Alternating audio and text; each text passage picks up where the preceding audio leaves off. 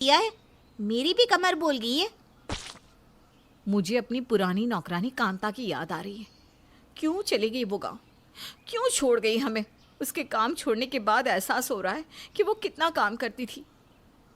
भाभी, जो चला गया सो चला गया, अब नई नौकरानी देखते ना। इस घर के काम की वजह से मैं कभी ऑफिस लेट पहुंचती हूँ तो कभी ऑफिस की छुट्टी हो जाती है, और माँ है जो कुछ समझना ही नहीं चाहती। जब से कांता काम छोड़कर गई थी तब से घर की पूरी जिम्मेदारी घर की औरतों के ऊपर आ चुकी थी, जिस वजह से वे काफ़ी परेशान रहती थी। इसीलिए विशाखा और कोमल नई नौकरानी रखने का फैसला करती है। अब इसी तरह से कुछ दिन बीत जाते हैं पर उन्हें कोई नई नौकरानी मिलती नहीं। माँ जी, आपकी तो कितनी सारी दोस्त हैं जिनके घर में नौकरानियाँ लगी हैं। आप किसी से बात करो ना। अरे अभी कांता को काम छोड़कर 2 महीने भी नहीं हुए और 2 महीने में तुम दोनों ननद भाभी परेशान हो गई। थोड़ा सब्र करो, मैंने बात की है, आज नहीं तो कल नई नौकरानी मिल ही जाएगी। कब आएगी हमारी नई नौकरानी?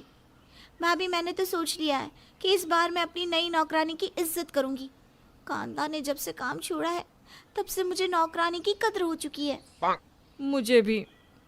अब कोमल, विशाखा और अर्चना तीनों ही नई नौकरानी का इंतज़ार करते हैं और आखिरकार बड़ी मुश्किलों से उन्हें एक नई नौकरानी मिल जाती है।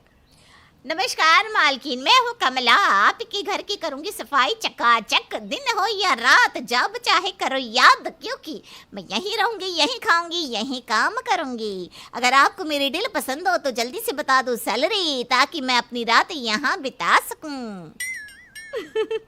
अरे वाह कमला, तुम तो बहुत अच्छा बोलती हो। तुम्हें इस तरह से बोलता देखकर मुझे लगा जैसे मेरे सामने कोई मदारी बोल रहा है। भाभी, क्या कर रही हो? जरा सोच समझ कर बोला करो।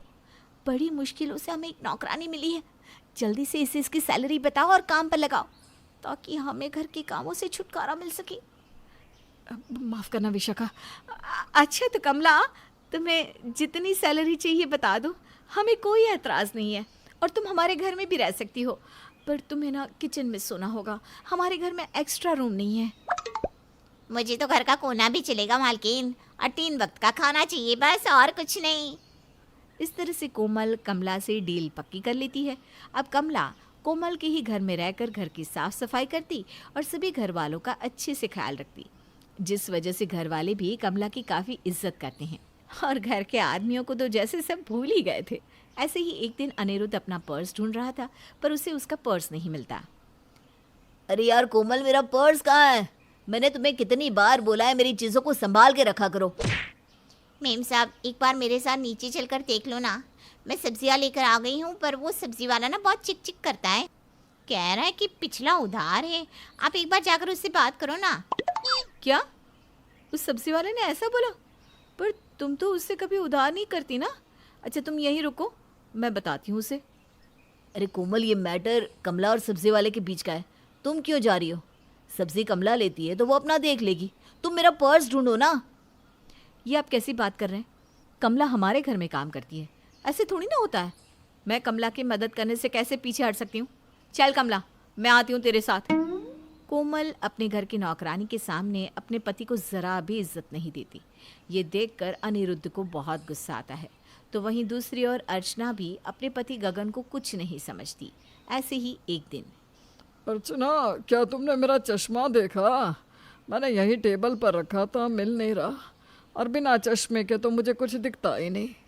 बूढ़े हो गए हो ना, इसी वजह से याददाश्त कमज़ोर हो रही है तुम्हारी। मेरे बस की नहीं है तुम्हारा सामान ढूंढना। विशाखा को बोल दो, वो ढूंढ देगी तुम्हारा चश्मा। मेम साहब, मेरा फ़ोन नहीं मिल रहा। कल जब मैं आपके साथ बैठकर टीवी देख रही थी ना, तो मैंने शायद आपके कमरे में ही रख दिया। अब मैं तो आपके कमरे में जा नहीं सकती। क्या आप मेरा फ़ोन अपने कमरे से ला कर दे सकती हैं? अरे कमला, तू क्यों नहीं जा सकती मेरे कमरे में? तू इसी घर में रहती है, इस घर में काम करती है। जा आराम से जा मेरे कमरे में और अपना फ़ोन लेकर आ जा। अच्छा रुक, चल मैं ही ला देती हूँ। वाह वाह वाह, क्या कलयुग आ गया है। घर की नौकरानी को कितनी इज्जत दी जा रही है, वहीं पति को इस घर की औरतें कुछ नहीं समझती। सबका दिमाग खराब हो चला है। इतना बोलकर गगन गुस्से में वहाँ से चला जाता है।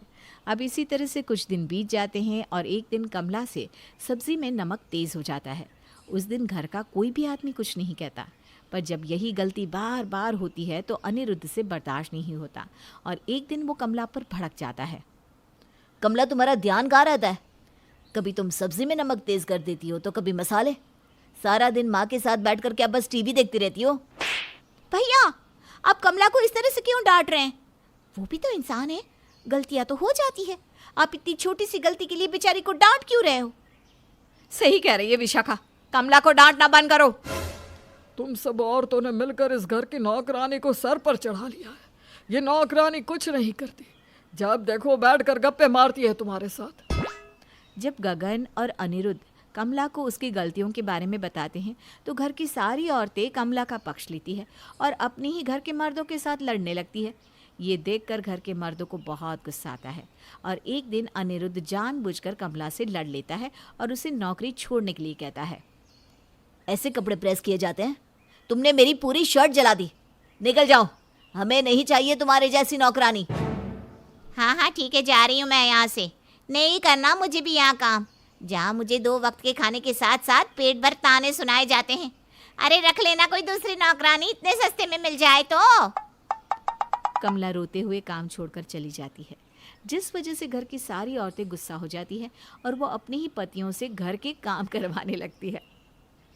कमला आपकी वजह से काम छोड़कर गई है, इसलिए अब आपको ही घर का सारा काम करना होगा, हम कुछ नहीं करने वाले।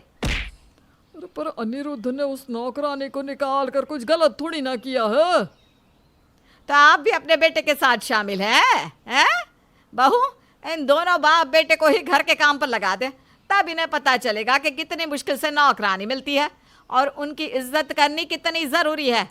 जब खुद काम करना पड़ेगा ना, तभी अकल आएगी। घर के काम करने के बाद घर के आदमियों को अच्छे से एहसास हो जाता है कि उन्होंने कितनी बड़ी गलती करी है। पिताजी, मुझसे घर के काम और ऑफिस के काम एक साथ नहीं होते। मैंने गलती करी उस नौकरानी को भगाकर। अब मुझे ही उस नौकरानी को जाकर बुलाना होगा, वरना इस घर की औरतें तो हमारा जीना ही हराम कर देगी। इस घर की औरतें नौकरानी के बिना नहीं रह सकती, इसीलिए उन्होंने हमें ही नौकर बना दिया। हम नौकर बनकर इनके कपड़े बर्तन साफ करें, इससे अच्छा है कि उस कामचोर नौकरानी को ही घर बुला लिया जाए। और ना चाहते हुए भी अनिरुद्ध कमला के पास जाता है, खुद उससे माफ़ी मांगता है और उसे घर ले आता है। कमला को देखकर घर की सारी औरतें खुश हो जाती है और एक बार फिर से सब कुछ पहले की तरह ठीक हो जाता है। पर इस बार जब कमला आती है तो उसके नखरे पहले से भी ज़्यादा बढ़ चुके थे।